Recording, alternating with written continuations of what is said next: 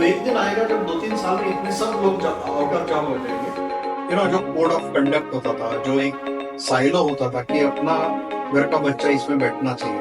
And then I thought mom get to sell his Ferrari, so why not I am mom to never have.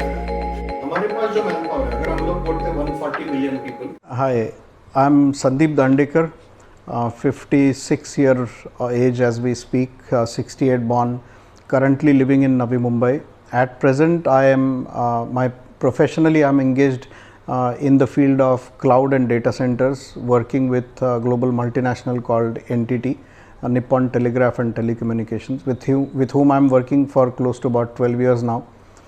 From professional point of view, my total work experience so far is 36 years.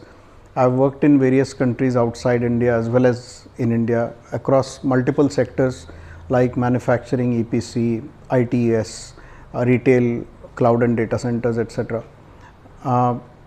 Academically, I'm a mechanical engineer and then have done MBA in international marketing back in 89 and 92. So it seems today like it was like some past life, it's been a long journey. I come from a very humble, average Maharashtrian family. Most of my years of upbringing were in Pune, and since about 92 I have been mostly out of Pune, as I said, out of India, and then living in Mumbai and Navi Mumbai.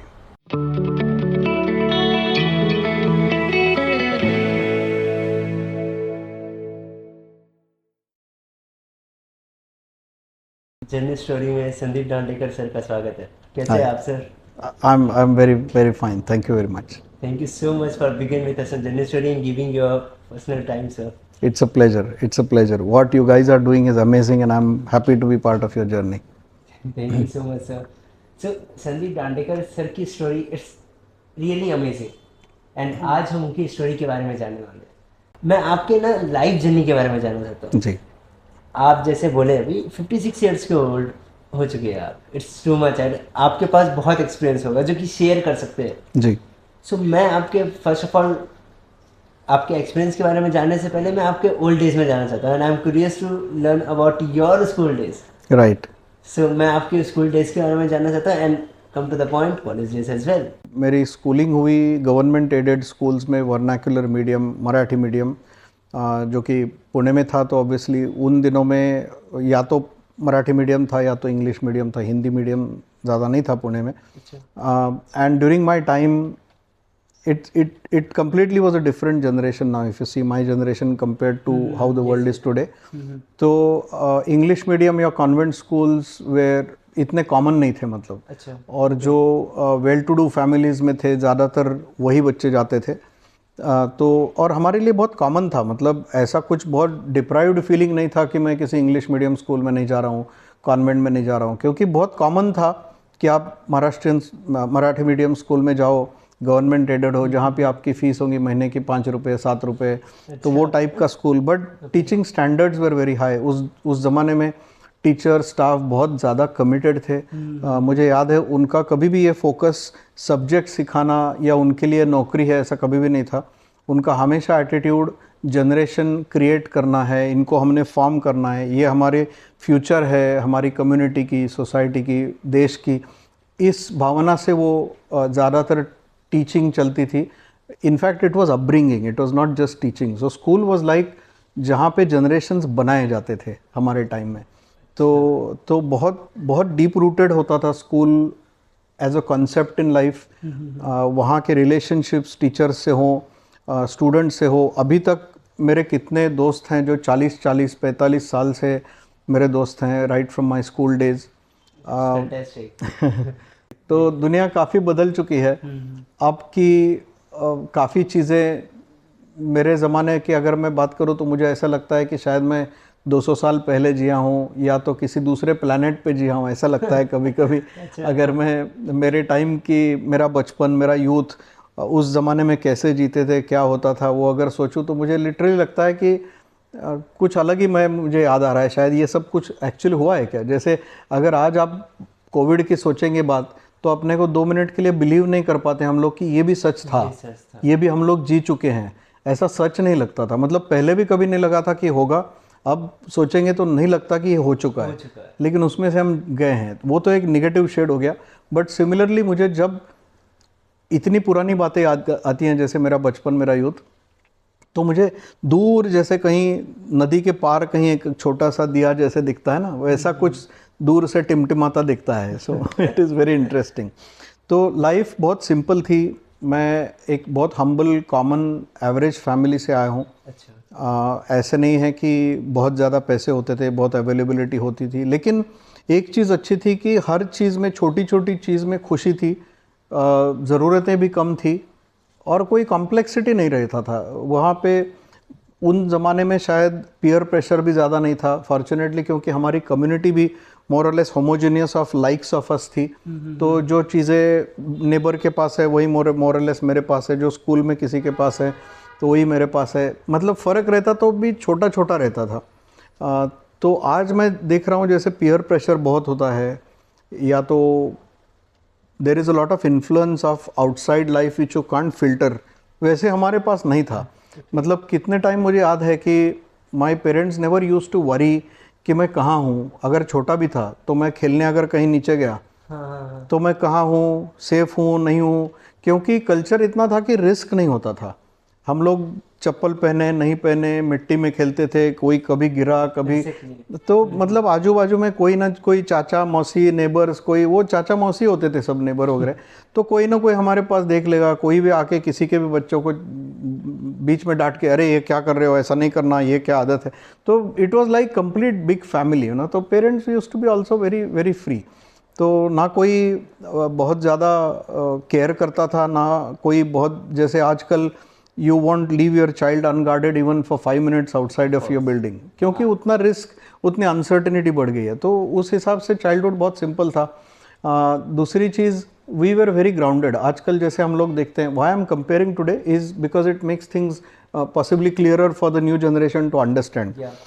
तो जैसे अगर एक journey के लिए निकले, समझो आप एक पॉइंट पे बस में बैठे और दूसरी जगह बस में गए, तो हमारे टाइम पे जर्नी में बस में बैठे तो बस में क्या हो रहा है, कौन लोग हैं, उनके क्या एक्सप्रेशन है, किसकी क्या आदतें हैं, कौन कैसे बात कर रहा है, किसने क्या खाया, बाहर कौन सा स्टॉप आया, अच्छा ये जगह ये ऐसी है, तो बहुत ऑब्जर्वेशन रहता था। और उसमें एक सराउंडिंग्स का आपको एक अवेयरनेस, उसकी एक मैच्योरिटी हो जाती है, आप रिलेट करते हैं, ग्राउंडेड रहते हैं। आजकल जैसे हो गया, बस में बैठो तो हेडफोन लगाओ, अपने फ़ोन में बैठो, अपनी जगह आ गई तो हेडफोन निकालो उतर जाओ, बीच में क्या हुआ उसका कोई कनेक्ट नहीं रहता। ये बात से तो एग्री हूँ, बिकॉज एवरीवन इज लाइक कहीं भी जाओ हेडफोन लगा लो, अपनी ही दुनिया में इंटरनल में है। Right. बाहर का ना लोग जानना चाहते हैं आज का यूथ। करेक्ट ना, जैसे आप बोले पहले के इसमें फोन भी नहीं हुआ करते थे, करेक्ट आपके इसमें आज का डेट का रिसर्च देखा जाए तो आधे यूथ फोन के बिना रह ही नहीं सकते। If you could see the research of the people. बिल्कुल सही बात है। तो हर चीज़ में मैं ये भी नहीं कहूँगा कि जो आज है वो बुरा है, हर चीज़ में अच्छाई बुराई दोनों होते हैं। हमारे भी टाइम में एक चीज़ अच्छी जो आजकल है, जो शायद हमारे टाइम में नहीं थी, we were brought up in the times of constraints. मतलब हमारे टाइम पे इनएडिक्वेसी, चीज़ों का कम होना, ये बहुत कॉमन था। रिसोर्सेस का कहिए या कुछ भी। आजकल की generation is born and brought up in the environment of abundance. उनको ये नहीं है, ये नहीं मिलेगा, ऐसा कुछ नहीं है। दूसरा, उनको अपनी आइडेंटिटी की, नेशनैलिटी की कोई भी इन्फीरियरिटी नहीं है। They are very confident. आजकल एक्सपोजर कहिए, इन्फॉर्मेशन कहिए, या तो एक्सेस, आपको कुछ भी करना है तो it is very easy because of the technology, the IT cloud that you have, mobile phones, Google, all that is very easy. इतने चैनल्स हैं। तो पुराने ज़माने में ये नहीं था, बहुत एनालॉग था। मुझे याद है करियर का चॉइस भी कितने थे। एक तो आप 12th में साइंस लो, कॉमर्स लो, आर्ट्स लो, 3 ही थे। साइंस में जाओ तो आप इंजीनियरिंग में जाओ, मेडिकल में जाओ, 2 ही थे। BSc MSc कोई नहीं करना चाहता था। अगर इंजीनियरिंग में नहीं किया तो BSc MSc करना, it was very clear. But आजकल चॉइसेस बहुत आ गए, विच इज़ वेरी गुड। आज आप, if your passion is painting, if your passion is acting, designing, हाँ, आपको घर में कोई इस तरीके से प्रेशराइज नहीं करता रहे कि इसमें क्या करियर करना है, नहीं नहीं ये सब छोड़ दो। आप आज करियर कर सकते हो जिस भी चीज़ों में आपको करना है। क्यों ऐसा क्यों लगता है आपको कि आज पहले जनरेशन्स में नहीं था, जो आज के जनरेशन्स में ये जो पर्टिकुलर थिंग, मैं चाहता आप उसके बारे में एक बार इलाबोरेट करें। मुझे ऐसा लगता है कि एक तो इतने एवेन्यूज भी नहीं थे, ओके। थे ही नहीं तो क्या करेंगे आप। Today you have colleges and academies for acting, art, painting, designing. आप जो आपको कुछ साउंड में करना है, आपको किसी भी चीज़ में कुछ भी करना है, तो there are academies, there are training courses, there are online courses you can learn. अच्छा, all these skills today are marketable, saleable. हर स्किल में आपको एक प्रोफेशनल ट्रैक रिकॉर्ड अवेलेबल है। अच्छा। तो और दूसरी बात, जो एक डेल्टा होता था पेरेंट्स के एक्सपोजर का और नई जनरेशन का एक्सपोजर का, वो हमारे टाइम में काफ़ी ज़्यादा हो गया था। अच्छा।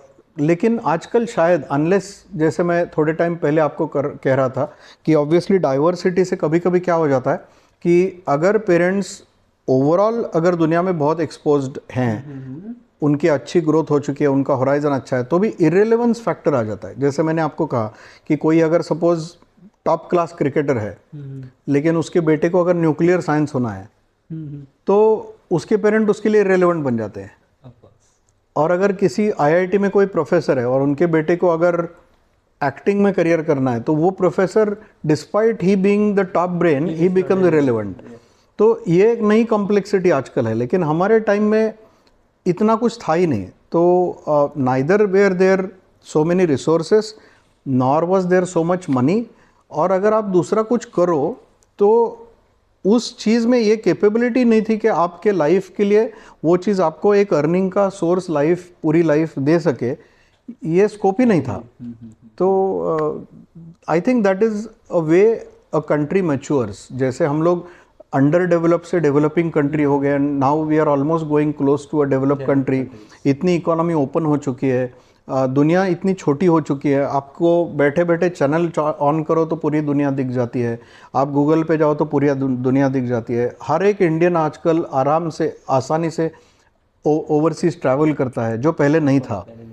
तो उस वजह से भी एक अवेयरनेस और नई जनरेशन की एक साइकी भी हो गई है कि मुझे बेस्ट चाहिए, मुझे कुछ भी बेस्ट से कम नहीं चाहिए, मैं एक्सेप्ट नहीं करूँगा।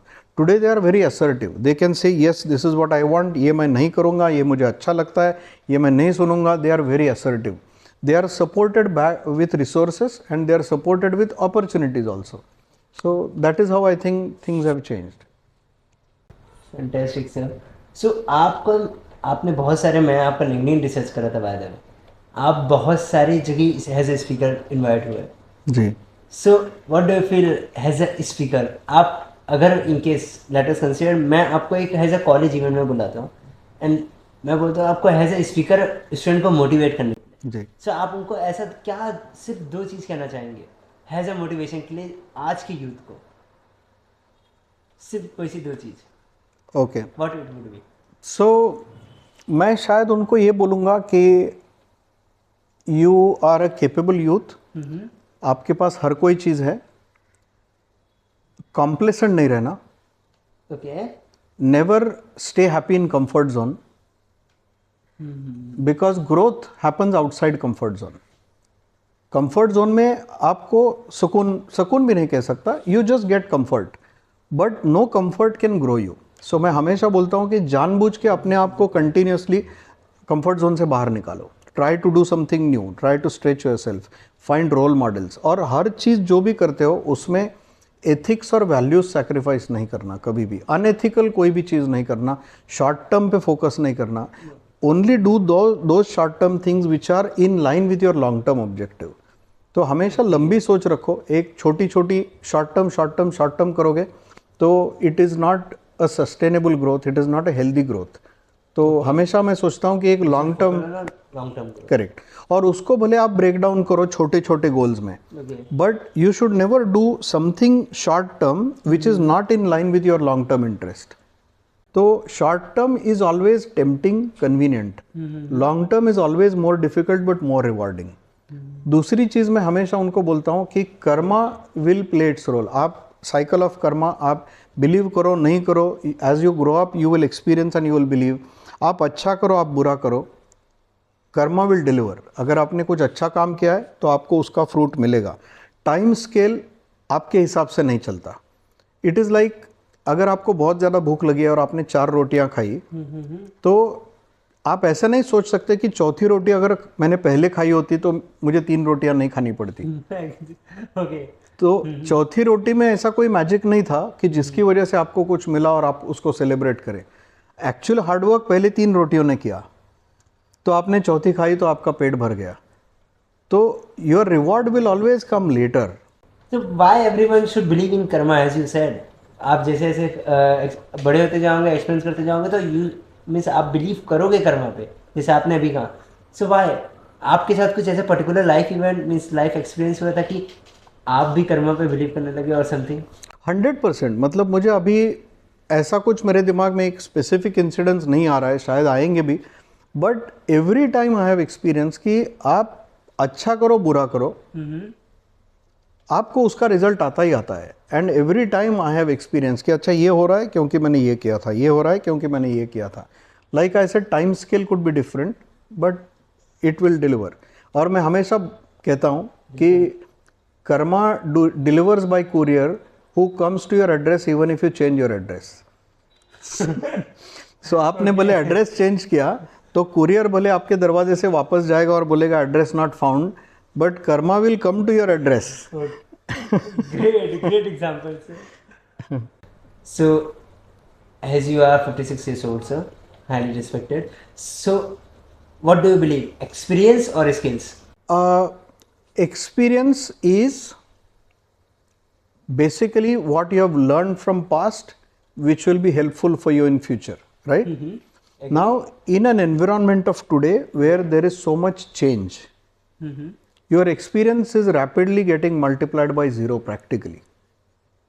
In fact, in many situations, experience becomes a burden. You prefer an inexperienced person or less experienced person than an experienced because उसके पास कोई resistance नहीं है। क्योंकि मैं जिस इरा में एक्सपीरियंस सपोज मैं ले चुका हूँ, जिस सिचुएशन में, जो स्किल सेट में, जो एनवायरनमेंट में, वो एनवायरनमेंट, वो इरा, वो रिक्वायरमेंट, वो स्किल सेट अगर म्यूटेट हो चुके हैं इतने ज़्यादा कि मेरा एक्सपीरियंस का एनवायरनमेंट इज रिलेवेंट, तो मेरा एक्सपीरियंस फ़ायदे का तो नहीं, वो तो बर्डन हो जाता है। So I think all people have to understand, older people like me and even younger people who eventually with time will become older, और चेंज का भी स्पीड बढ़ रहा है हमेशा। आप साइंस में, you are an engineering student, you know, science में there is displacement, then there is velocity, then there is acceleration, and acceleration is the last thing in physics. There is nothing beyond acceleration, right? But I often say that today change is so fast that even acceleration is accelerating. Okay, yeah, right? Yeah. So your acceleration can accelerate is so much change. तो change अगर इतना ज़्यादा हो रहा है तो आपका experience नहीं, what is more important is adaptability. Today I think generation has to stay nimble, flexible and open to fast adapt. जैसे आप सर्वाइवल ऑफ फिटेस्ट हम लोग बोलते हैं, सो सर्वाइवल ऑफ फिटेस्ट के लिए अगर चेंज का रेट कम है तो आपका एडाप्टेशन का रेट भी कम है, which is more comfortable. You get longer time to adapt for a particular change. When the change is faster, you get lesser time to adapt and then you have to change again, then you have to change again, so change is all the time. So generations जो आगे आएंगे उनको बहुत ज़्यादा adaptable रहना पड़ेगा. Experience will possibly matter the least, I think. Okay, so you are in the favor of skills, not in the experience, mostly. Yes, because जब आपका experience relevant नहीं है तो उसका क्या फ़ायदा है? Yeah. Suppose you have 35 years of experience in driving a car and tomorrow you get a driverless car. What is the use of your experience? Agreed. Great example. Superb. Okay, let's go and proceed further. Let me know about your professional journey, sir. Right. So I started with Thermax, which is a company in Pune, you must be knowing. Yeah. It was primarily an engineering and heat engineering related company. So I started from there. Initially I was put on manufacturing as a module of my training. We had 3 modules and then we possibly were going to be placed in some function. Okay. Obviously आजकल के जितने functions उतने variants नहीं थे. There were 4 or 5 functions. HR was mostly not for engineers at that time. So it was production, manufacturing, supply chain भी word आज का है, तो वहाँ पे मटेरियल्स परचेज ऐसे बोलते थे, तो वो एक था. Sales was there, technical sales and service. Possibly these were the only functions and little bit of engineering, R&D. तभी इंडिया में इतना innovation engineering भी नहीं था उस ज़माने में. So it was more or less repetitive engineering kind of, not very innovative engineering. So these were the functions. So जब मैं इनिशियली मेरा यही ड्रीम था, जब मैं कॉलेज में था, जब ज़्यादा एक्सपोजर नहीं था, तो मुझे लगता था कि किसी शॉप फ्लोर पे जाके खड़ा रहूँ तो एक मैकेनिकल इंजीनियरिंग का पूरा actualization, I mean full satisfaction ऐसे हो जाएगा. But when I went there, then I realize that eventually I would like to grow to a business leadership, a larger role of leadership. तब मुझे समझ आया कि though you need to understand technology of business, you need to understand engineering. Ultimately for you to become a leader, आपको business समझ में आना चाहिए, स्ट्रैटेजी समझ आनी चाहिए, cost, money, bottom line, top line, balance sheet, ये समझ आना चाहिए. तो then I decided to work for procurement, because I thought procurement gives you very very wide exposure, very wide exposure in terms of width. So that is how my journey started. In between then, I thought I also had a flair of marketing on the other side of business, and I also thought कि अगर मैं 3-4 साल 5 साल दूसरे side पे table के पे अगर काम करूँ मार्केटिंग में, सेल्स में, तो जो मुझे प्रोक्योरमेंट में मेरा करियर बिल्ड करना है, उसमें दूसरी साइड से अगर मैं एक्सपीरियंस लूँगा, तो जब मैं इस साइड में आऊँगा तो मेरी सोच, मेरे एक्शन बहुत ज़्यादा मैच्योर्ड, बहुत ज़्यादा इन्फॉर्म्ड होंगे. तो मैंने इसीलिए एक स्टिंट किया when I was working for international marketing of engineering products. I handle markets like Africa, Middle East, and I had just started handling South America when for some reason then I decided to migrate to Dubai. I left that company and I joined Dubai Aluminium Company, which was back in 97, 98. तभी मैं, right. Earlier to that, I had worked in oil projects in Yemen. That was between 92 and 93. Very interesting times before that and after that. How I went to Yemen, how I decided to go there is a journey by itself. During earlier also, I remember as a child, I handled a lot of emotional swings, which created, and I had to battle with them for many years in my life. And I can say possibly by now only I have managed to overcome them.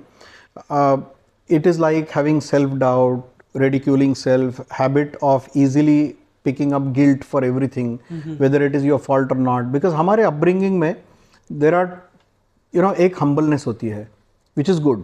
But I always thought that at least in our times, upbringing में जो humbleness होती है, that at times becomes a little too much to an extent that it bows you down so much that you can't stand erect, you can't ask for things, you can't say I want this, मैं नहीं ये करूँगा, मुझे ये करना है. तो वो एक जो इरेक्टनेस होता है, वो शायद कहीं ना कहीं आपको बैलेंस ही नहीं पता चलता कि कहाँ पे हम्बलनेस ख़त्म होती है और कहाँ पे मेरा असर्टिवनेस जो रिक्वायर्ड है वो कहाँ से चालू होता है, वो समझ ही नहीं आता है. So I think person becomes too humble and too bowed down everywhere. So I encountered that. Then various experiences in life. Possibly I also encountered. I'm being very transparent now. Possibly a feeling of being a less favored child, continuously misunderstood in close family by parents. Now that creates a big trauma in your life very early. Can you please elaborate on this? तो upbringing में जैसे मैंने कहा कि one of the things used to be कि जो code of conduct होता था, जो एक साइलो होता था कि अपना घर का बच्चा इसमें बैठना चाहिए, तो कभी किसी से बाहर झगड़ा नहीं होना चाहिए, कभी किसी से आर्ग्यूमेंट नहीं होना चाहिए, you have to be very humble, कभी हाथापाई नहीं होनी चाहिए, कभी गलती से भी गाली नहीं. These are all good things, I am not saying bad, but we should not clip the wings of a child, chop the branches, make him confused और पावरलेस कि उनको पता नहीं चलता कि अच्छाई कहाँ ख़त्म होती है और वीकनेस कहाँ चालू हो जाता है. बिकॉज अच्छाई beyond the point becomes your weakness and it becomes your habit, it gets into your DNA. तो अगर आपको कहीं उठ खड़े होने की इच्छा हो, अगर उंगलियां कहीं बंद करके फिस्ट आपको करने की इच्छा हो, तो बनती नहीं है क्योंकि आदत ही नहीं है.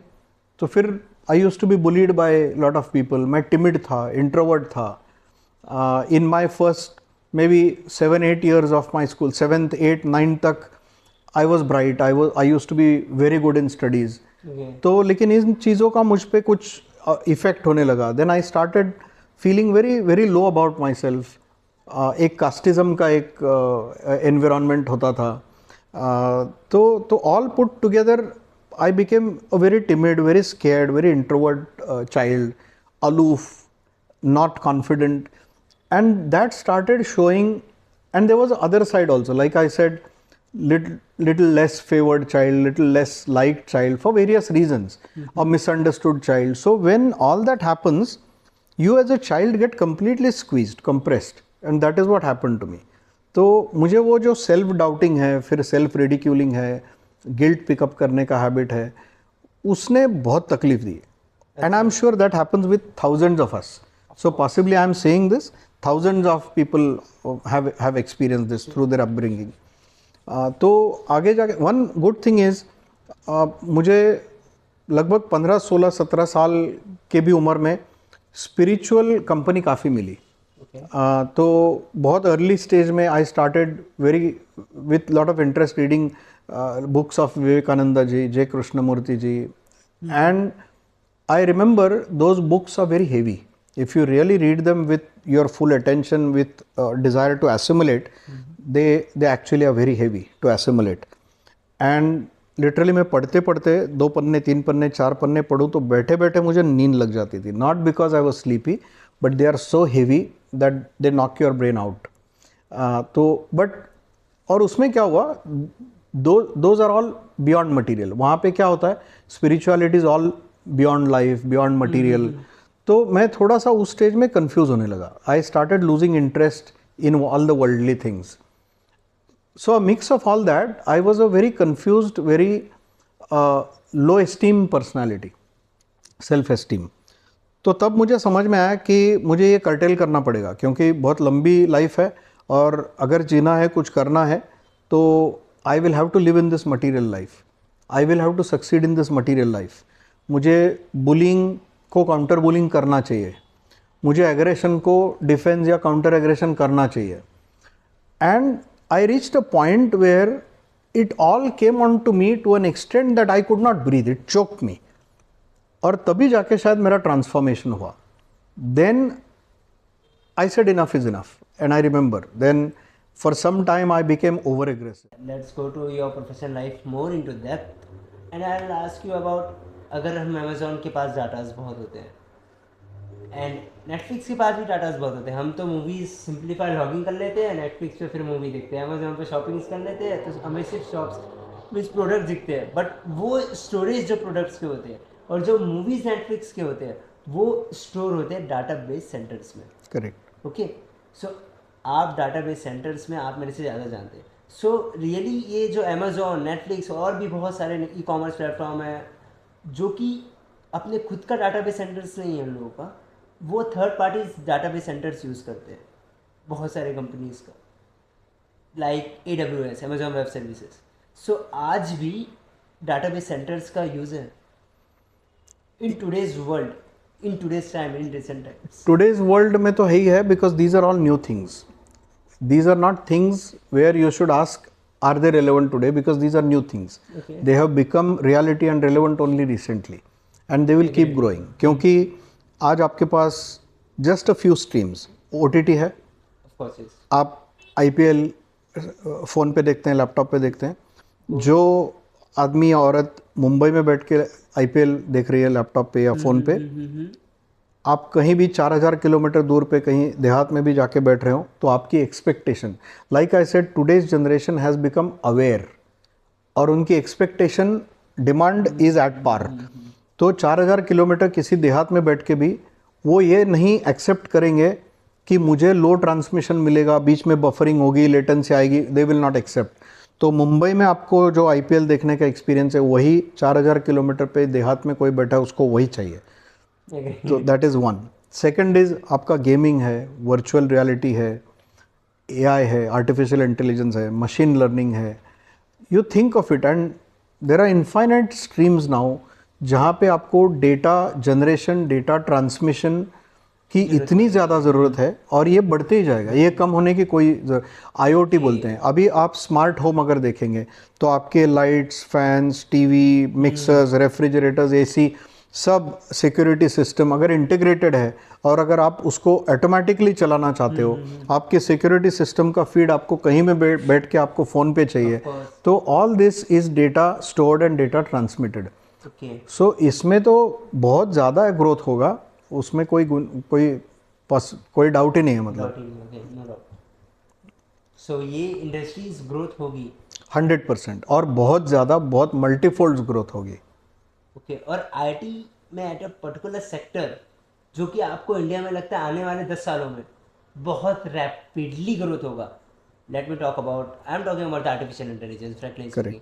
What do you think about the artificial intelligence in your perspective, और उसका 10 साल में इंडिया में क्या क्या आर्टिफिशियल इंटेलिजेंस, क्या वो ह्यूमंस का जॉब रिप्लेस कर सकता है या बाकी कोई डाटा सेंटर्स में या उसके कोई relevant in the field of IT, correct. Information technology. यहाँ पे मेरा ये पर्सपेक्टिव है, कोई भी चीज़ और टेक्नोलॉजी तो इन पर्टिकुलर, उसके हमेशा दो साइड्स होते हैं, good and bad. There is no only good और ओनली बैड, राइट। AI में भी ऐसी चीज़ें हैं कि जो बहुत अच्छी हैं, जो करना ज़रूरी है, और अगर वो हम लोग नहीं करेंगे तो हम दुनिया में पिछड़ेंगे, पिछड़ना अफोर्ड नहीं कर सकते।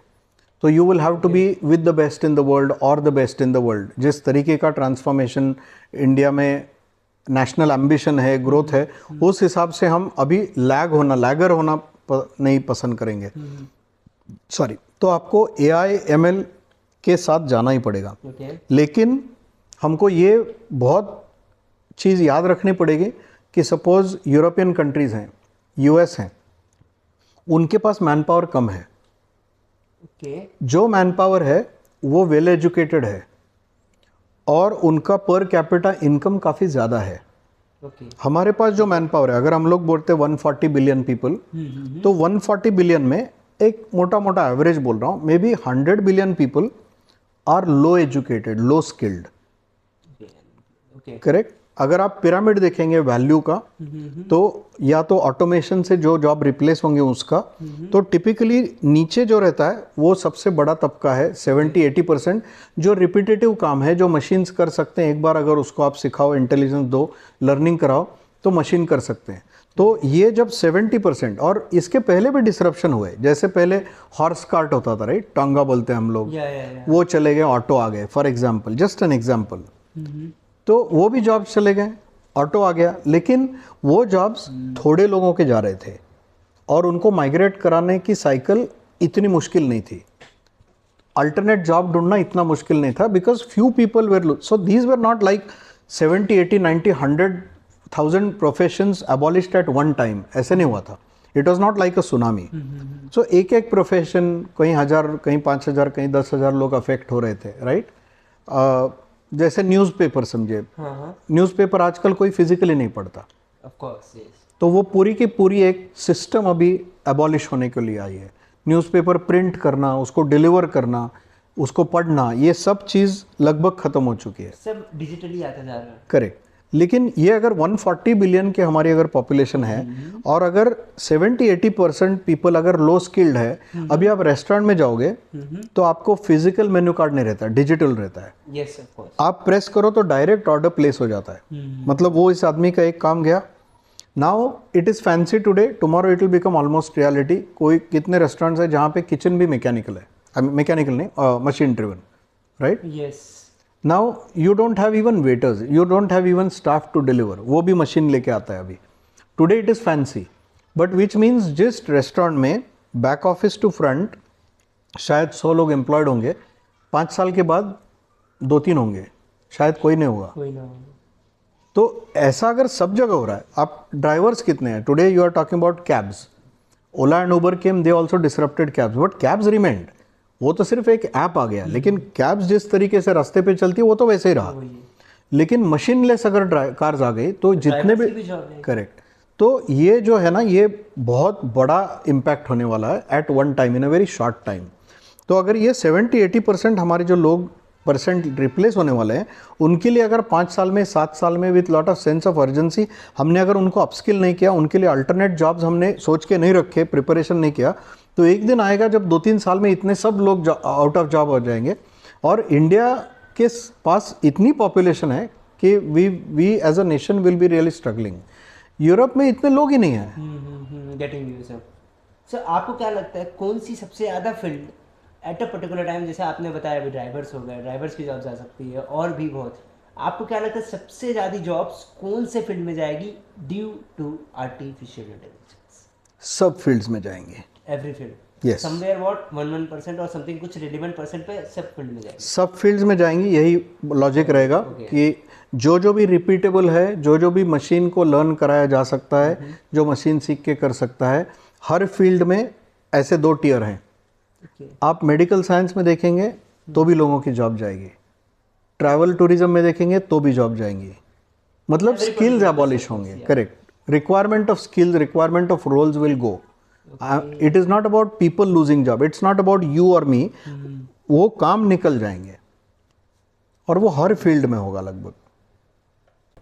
रिसेंटली मैं एज एवरीडे में न्यूज़ रीड करता हूँ, बेसिकली निविडिया के सीईओ ने भी बोला था कि आगे चल के जो कोडर्स सीख रहे हैं वो आगे चल के आर्टिफिशियल इंटेलिजेंस ही कर देगा, तो आर्टिफिशियल इंटेलिजेंस के कैसे डील करते हैं वो सीखो।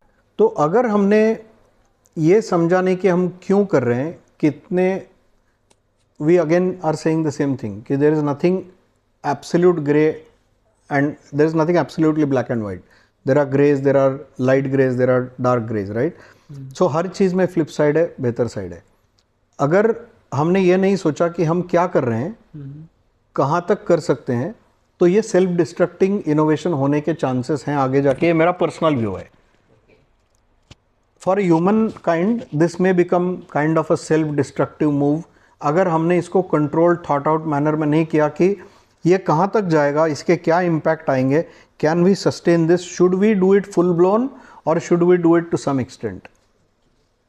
सो as per the thing sir, बहुत सारे डाटाबेस सेंटर्स हैं जिसमें preventively how we can prevent the attacks on the database centres like DDoS, and there are various more attacks and even in the sense of cyber security. So what your views about in that perspective? Well मैं software expert तो नहीं हूँ, but जो भी by virtue of exposure जितना तक जानता हूँ उससे I will give my perspective. एक see it's a battle, it's a match which is on going. एक साइड में डिफेंडर्स हैं, एक साइड में अटैकर्स हैं। अच्छा, ओके, राइट। ठीक है। सो defenders will try to outsmart attackers, attackers will try to outsmart defenders. So ये ongoing game है. What you have is how we can prevent it? Prevent is, I mean, you just have to outsmart. One is regulation. You can have laws and regulations with which you will control the attackers, their movements, their right. So that's one thing which will be helpful for defenders. Okay. Because governments will help defenders, governments will not help attackers. Law and machinery है, enforcement machinery है, vigilance machinery है, ये सब तो defenders को help करेगी. So they definitely have an advantage. But advantage with the attacker always, जो hit and run वाला होता है, attackers are like hit and run, right? Agreed. तो वो कहाँ से अटैक करेगा, कितना अटैक करेगा, कब करेगा, आपको नहीं मालूम। वो मुझे यहाँ मारेगा या वहाँ मारेगा, कहाँ पत्थर मारेगा, आपको नहीं मालूम है। सो आपको कितना, you have to cover the whole fort, but attacker को एक पत्थर मारना है। So it is always a very difficult job and therefore enhancements है, पैचेस है, अपग्रेड्स है। So all the software defence, जो साइबर सिक्योरिटी सॉफ्टवेयर है, विजिलेंस सॉफ्टवेयर है, फायरवॉल्स है, they will continuously try to upgrade, they will try to have ethical hackers also, which will help them understand where possibly they need to reinforce. Correct. But as I said, it's an ongoing kind of a tussle, and it's just that the defenders, with the help of law and order machinery, enforcement machinery, they will have to continuously outsmart.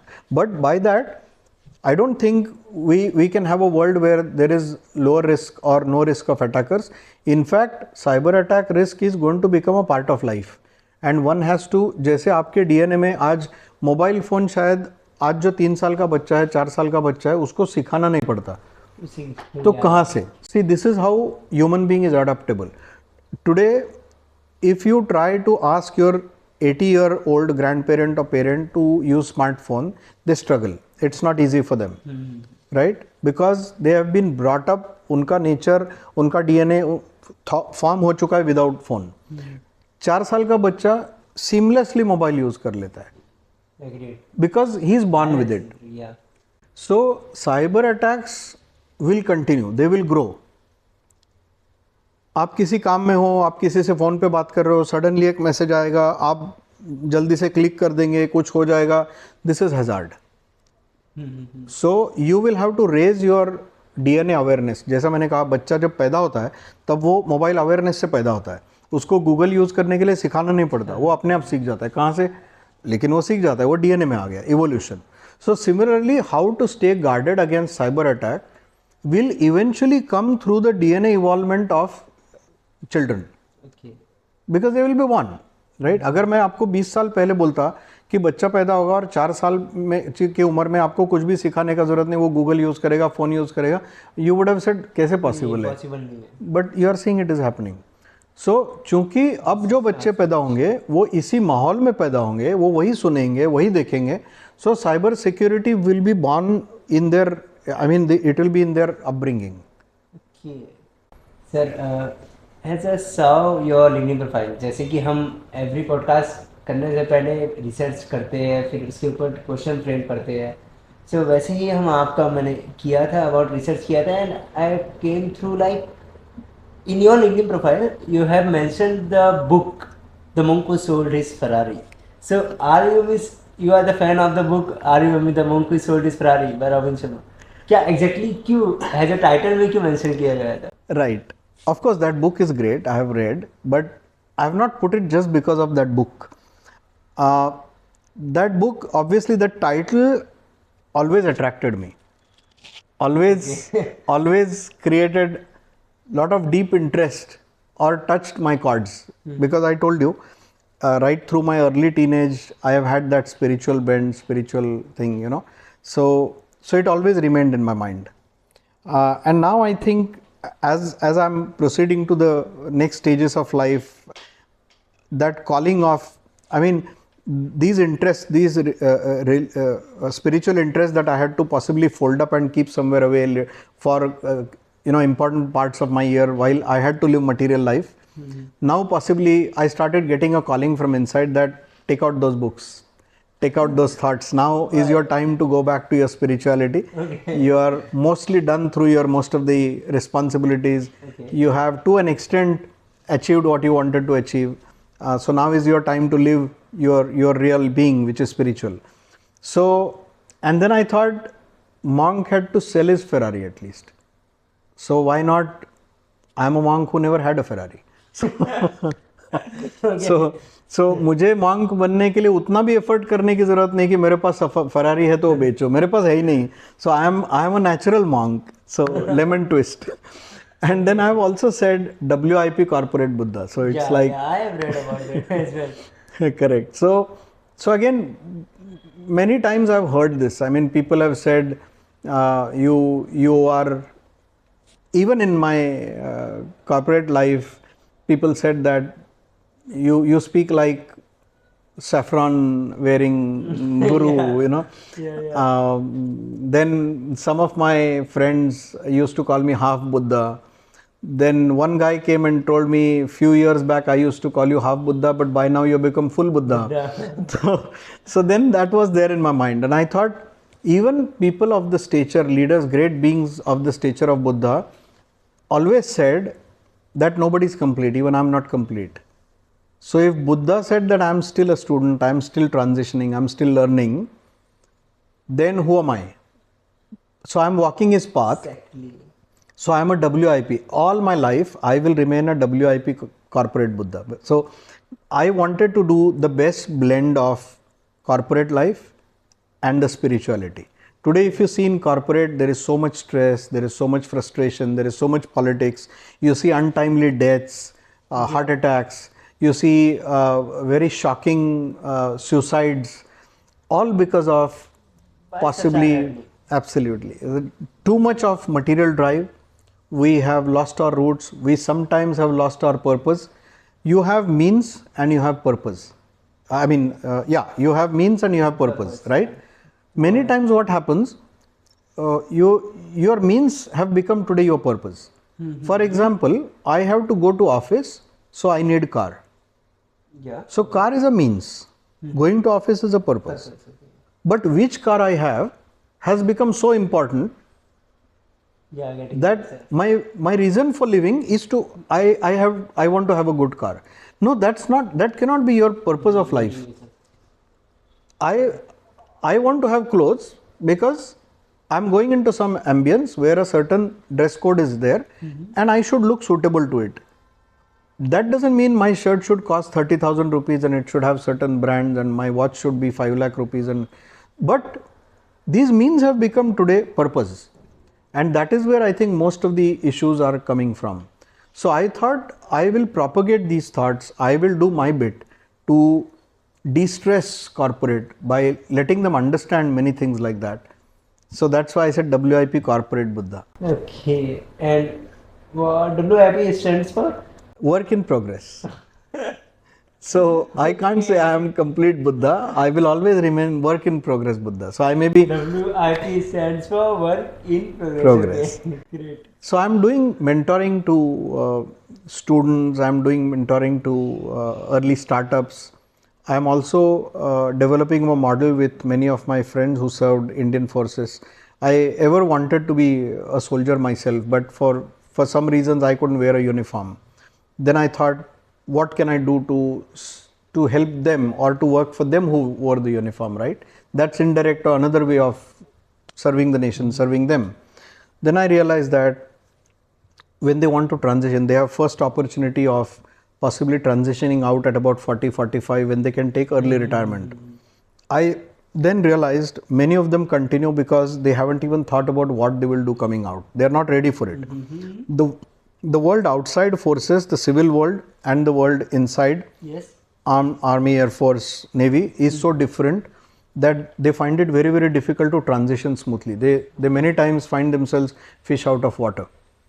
So I thought, using my life in corporate, the fact that I understand their psyche, I can talk their language, I also have reach with seniors with whatever years I have spent, I should do to create more awareness, more appetite to absorb them for better roles.